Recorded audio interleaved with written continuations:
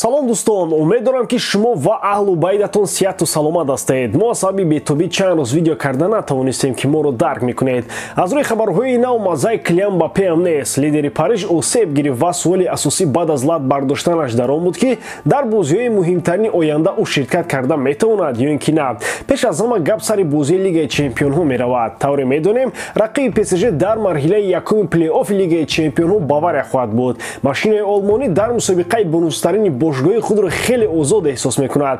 ПСЖ дар як изҳороти расмӣ хабар дод ки футболбози фаронсавӣ ба муддати 3 ҳафта дар бозиҳо иштирок карда наметавонад. ин маънои онро дорад ки дар бозии якум бар зидди Бавария Килиан ба майдон ворид нахоҳад шуд. ин ва дигар хабарҳои охирини футболро дар видеои имрӯзаи мо пайдо карда метавонед. як лайки қиматбоҳои худро гузошта баъдан ба ҳазур тамошо кунед. дӯстон, топ-5 чемпионатҳои аврупоӣ дар ҷӯшу хуруш аст ва моро топ рақобатҳо интизор мебошад. Челси ки дар трансфери зимистона ба худ ҳамто надошт, кӯшиш мекунад қаздияшро аз Фулхем гирад. Ливерпул ба меҳмонии Вулверхэмптон меравад. Ньюкасл метавонад серияи ғалабаҳои худро давом дода Вестхэмро мағлуб созад. ва дар бозии давр боз вомехӯрад Манчестер Сити бо Тоттенхэм. чӣ гуна сюрпризҳо моро дастҳо тайёр карданд? тамошои бозиҳоро бо 1x боз ҳам ҷолибтар кунед. дар он ҷо регистратсияи осон, пур кардани маблағ аз томи гӯшаву канори дунё, вале аз ҳам муҳим бонус то ҳаҷми $100 дар аввалин пардохт бо промокоди AMG 0777. ссилкаи бозӣ дар комментария. ба ҳама муваффақият. ҷароҳат бардоштани Мбаппе дар ҳамин вақту соат дарҳол соли 2010-ро ба хотир меорад. он вақт руни осеб гирифт ва мегуфтанд ки дар бозӣ бо Бавария ӯ ба майдон ворид намешавад. аммо бозингари англис то бозӣ бо Бавария саломатиашро барқарор кард. мухлисони ПСЖ ҳам умеди онро доранд ки ҳамагари фаронсавӣ дар рақобат бо Бавария имконияти ба майдон ворид шуданро пайдо мекунад. биёед як андеша кунем. наход будан ё намудани як бозингар барои дастае ки дар ҳамаи мусобиқаҳо даъвои чемпиони тақдирсоз бошад. бале, Мбаппе бозингари беҳтарин аст. набуданаш таъсири худро менасонад, аммо ПСЖ ба ҳайси дастае ки мехоҳад дар сайёра беҳтарин бошад, бояд ба чунин ҳолатҳо омода буда илоҷи корро ёбад. яке аз нишонаҳои дастаи бузург ҳамин аст ки дар намудани ситораҳои асосии худ метавонад ғалаба кунад. агар ПСЖ ба пуррагӣ аз Мбаппе вобаста бошад, пас фарқият байни ПСЖ ва Кристал Пэлас дар чӣ хоҳад буд? гузашта аз ҳамаи ин, Месси ва Неймар дар шаҳри Париж турист нестанд. онҳо бояд дар чунин рақобатҳо будани худро дар майдон нишон диҳанд. ба дарвозаи Анжеу Тулуза дастаи якачини маҳаллаҳои Душанбеам гол мезананд. хуб, ба хотир ҳамон бозии қаблии дастаҳо меояд ки Неймар ба танҳоӣ тамоми бозингарони Баварияро гузашта буд. то он бозӣ Неймар ва Месси бояд худро эҳтиёт кунанд. умуман дар Лигаи Чемпионҳо бахти футболӣ аз ПСЖ ҳамеша рӯй мегардонад. гоҳе бозингарони асосӣ осеб мебардоранд, гоҳе дарвозабонҳо хатои ҷиддӣ мекунанд. гоҳе Неймари даврони Барселона бар ин бозингарон бозии беҳтарини давру замонро нишон медиҳанд ва дастаи шаҳри Парижро аз идомаи роҳи мубориза бенасиб гардонданд. имсол ПСЖ яке аз фаворитон ба ҳисоб меравад ва осеби Мбаппе бартарии парижиёро кам намекунад. ғайр аз Бавария, ПСЖ дар бозиҳои дохилӣ бо дастаҳои Тулуза, Марсел, Монако ва Лил ширкат нахоҳад кард. Марсел душмани асосии ПСЖ аст ва набудани Мбаппе дар ин бозӣ ҳам таъсири худро дорад.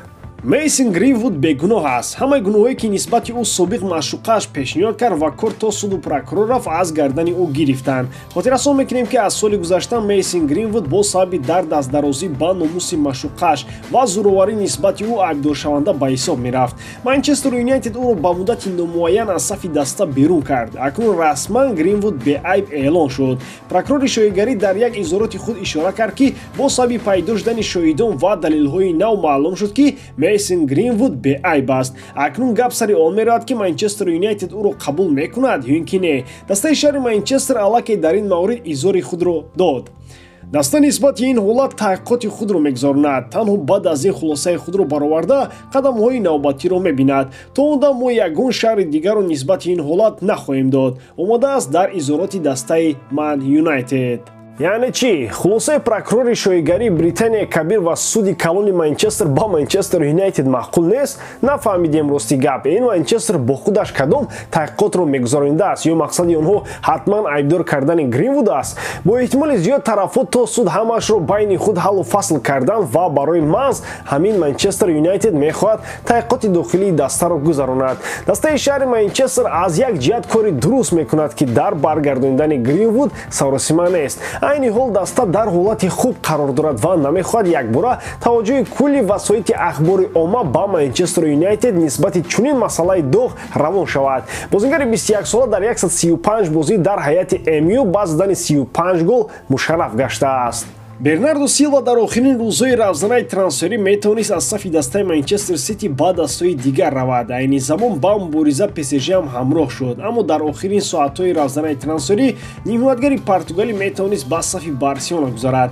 Тибқи маълумотҳо каталониҳо ният доштанд ки футболбози хатти нимҳимояро ба аренда бо шарти хариди баъдина гиранд, вале манчестериҳо ин пешниҳоди Барсаро қабул накарданд. Акнун ПСЖ мехоҳад тобистони соли ҷорӣ Бернардо Силваро ба сафи худ ҷалб кунад. То ин дам парижиҳо ба футболбози португалӣ диққати кам доштанд, аммо тобистон яке аз мақсадҳои ПСЖ қавӣ кардани хатти нимҳимоя мебошад. Дар баробари ин ПСЖ барои ин мавқеи майдон маблағи бузург ҷудо карданӣ нест ва аммо барои Силва парижиҳо омода ҳастанд ки аз хазинаашон пули калон ҷудо кунанд. Барои нимҳиматгари дастаи кишвари Англия ПСЖ маҷбур мешавад то бо Барселона мубориза барад. Президенти Каталония Жоан Лапорта мухлиси бозии Силва мебошад ва кайҳост ки мехоҳад ӯро ба Каталония барад, лекин дар ҳар равзанаи трансферӣ Барса дар ҷалби ин бозингар ноком мешавад. Худи Силва ҳам варианти гузариш ба Барселонаро хуб мепазирад. Ҷуд Беллингем тобистони соли ҷорӣ дастаи худро иваз мекунад. Футболбози хатти нимҳимоя аз сатҳи Боруссия боло рафтааст ва бояд дар дастаҳои топ ҳунар озмояд.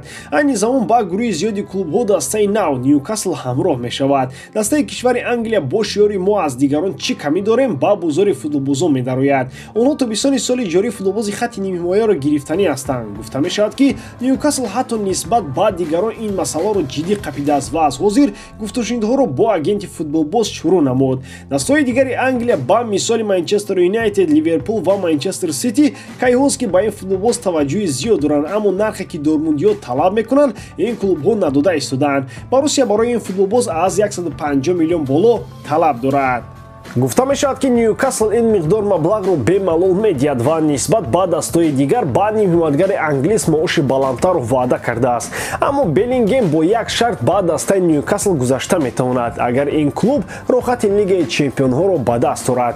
Агар Ньюкасл байни дастаҳои кишвари Англия дар ҷалби ҷуд пешсафам шавад, ин маънои онро нахоҳад дошт ки бозингари англис ба ватан бармегардад. Реал Мадрид айни замон аз ҳама дастаҳо наздиктар ба Беллингем қарор дорад, яъне Ньюкасл дар бозор рақиби сахттарин дорад. Ба ҳамин тамом, боридаам ки ҷодкории ман ба шумо писанд меояд. Лайк, комментария ва дар канал обуна шуданро аз ёд набароред. Бо шумо мисли ҳар вақта Муҳаммад Гайров.